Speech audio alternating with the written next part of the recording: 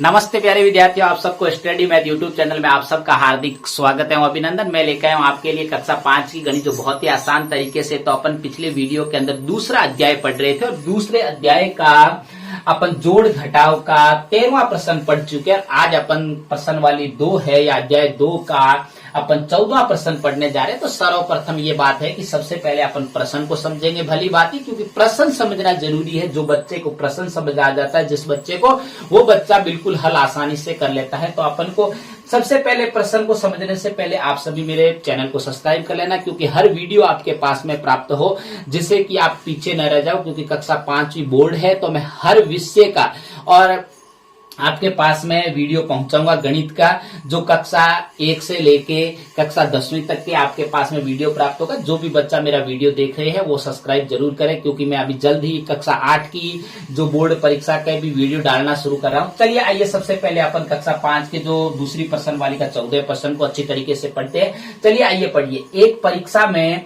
आपको ध्यान से सबसे पहले प्रश्न पढ़ना है कि एक परीक्षा में 264 छात्र सम्मिलित हुए, उसमें से 194 छात्र उत्तीर्ण हुए। जो एक परीक्षा है, उस परीक्षा में कुल छात्र कितने सम्मिलित हुए। तो सबसे पहले हल की अपन शुरुआत करते हैं। तो हल लिखने से पहले अपन लिखेंगे कि एक परीक्षा में एक परीक्षा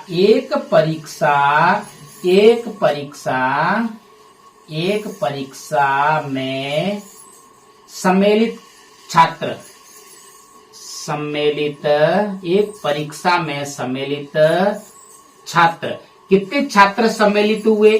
तो अपन को पता है कि 264 छात्र सम्मिलित हुए। 264 छात्र सम्मिलित हुए। जो कुल छात्र थे वो कितने थे एक परीक्षा के अंदर जो बैठने वाले, वो 264 छात्र थे। अब देखिए, अपन उनमें से देखते हैं कि उत्तीर्ण छात्रों की संख्या। अब देखो, इन परीक्षा के अंदर उत्तीर्ण कितने छात्र हुए, तो अपन को वो देखना है। तो वो क्या है कि उत्तीर्ण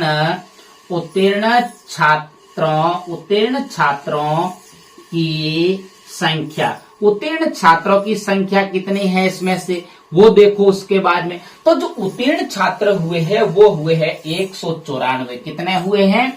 194। जो उत्तीर्ण छात्र हुए वो 194। फिर उसने प्रश्न क्या पूछा है कि कितने छात्र अनुत्तीर्ण हुए।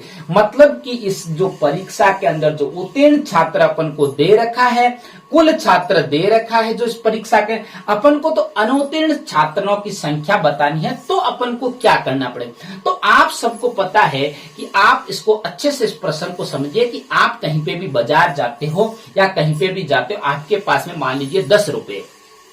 उस 10 रुपए में से आपको कहे कि आपने 5 रुपए की कोई कुछ भी खा लिया, तो आपके पास में अब जो पीछे जो रहे हैं वो कितने रुपए रहे। तो उसी प्रकार यही प्रश्न है कि आपके पास में कुल छात्र दे रखा है, उसमें से उत्तीर्ण दे दिया, मतलब कि आधे तो कितने उत्तीर्ण हुए वो दे रखा है, अनुत्तीर्ण का पूछा है। तो अपन को क्या करना है, कुल छात्रों में से अपन उत्तीर्ण छात्रों को घटाएंगे, तो अपने पास में अनुत्तीर्ण छात्रों की संख्या प्राप्त हो जाएगी। चलिए देखिए, तो बताओ, बहुत ही आसान प्रश्न है, आप प्रश्न को समझो पहले। तो बताओ कि परीक्षा में अनुत्तीर्ण छात्र कितने हैं। अनुत्तीर्ण छात्र कितने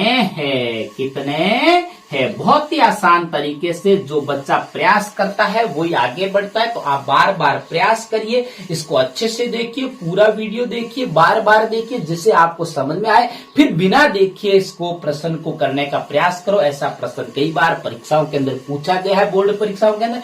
तो आपको वहां पे अच्छे से तैयारी करके जाना है, जिससे आपको अच्छे नंबर प्राप्त हो। अब देखिए, तो अपन को क्या करना है भाई, इसके अंदर घटाव करना है। क्या करना है? घटाव। कुल दे रखा है और उसके अंदर बाद में उत्तीर्ण छात्र हुए वो भी दे रखे हैं, और आपको अनुत्तीर्ण ज्ञात करने के लिए कुल छात्रों में से उत्तीर्ण छात्रों को घटाना है। तो कुल छात्र आपके पास में कितने हैं? 264। कितने छात्र हैं? 264। उसमें से अनुत्तीर्ण छात्रों को घटाना है, तो आपको पीछे से इकाई के अंक की तरफ से शुरुआत करनी है।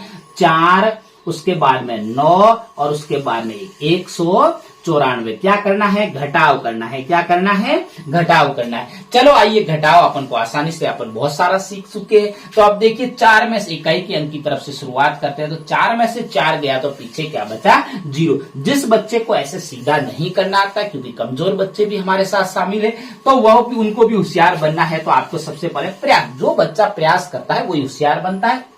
आपको सबसे पहले क्या करना है? 4 लाइनें खींचना है।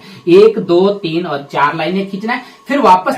अब देखो इस 4 लाइनें खींचने के बाद में आपको क्या करना है? इन चारों लाइनों को मिटा देना है। 1 2 3 और 4 को मिटा दिया तो पीछे क्या बचा? 0। क्या बचा? 0। अब देखिए उसके बाद में देखो कितनी आपको क्या 6 में से 9 घटा सकते हो? 6 में से 9 नहीं घटा सकते, तो अपन पड़ोसी अंक के पास में जाना है और पड़ोसी अंक से एक उधार लेना है कि 2 में से 1 गया, पीछे यहाँ पे कितना बचा? 1 बचा। क्या बचा? 1। और यहाँ पे आपके पास में कितना हो गया? अब 16 हो गया। कितना हो गया? 16। कितना हो गया? 16। अब 16 में से आप आसानी से 9 घटा सकते हो, तो 16 में से 9 गए, पीछे कितने बचे? 7। कितने बचे? 7। और यहाँ पे 1 में से 1 है। अब यहाँ 2 में से मत घटाना, क्योंकि यहाँ पे 2 तो पहले उधार लेके 1 ही बचा है पीछे। तो अब देखो 1 में से 1 गया, पीछे क्या बचा? 0। तो जो अपने पास में अब जो अनुत्तीर्ण छात्रों की संख्या थी वो अपने पास प्राप्त हो गई है। कितनी प्राप्त हुई? 70। तो अपन लिखेंगे अतः की लाइन क्या लिखेंगे? अतः परीक्षा में अतः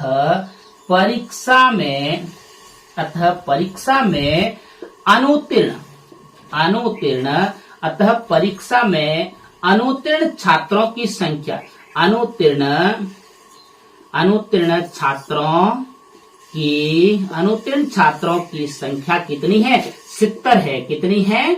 70 है। आपको भी इसी अंकों के अंदर, जो भारतीय अंकों के अंदर ही आपको आंसर देना है, क्योंकि आप भारतीय अंकों की गिनती, मुझे उम्मीद है कि अच्छे से आप सीख गए हो। तो अब देखो कितना हो गया? 70 है। अब देखिए, चलिए आइए ऐसे आप भी प्रयास करते रहना, क्योंकि जो बच्चा प्रयास करता है वही सीखता है। मैं बार बार यही कहता हूं। तो आप मेरे स्टडी मैथ यूट्यूब चैनल पर बने रहें। नमस्ते।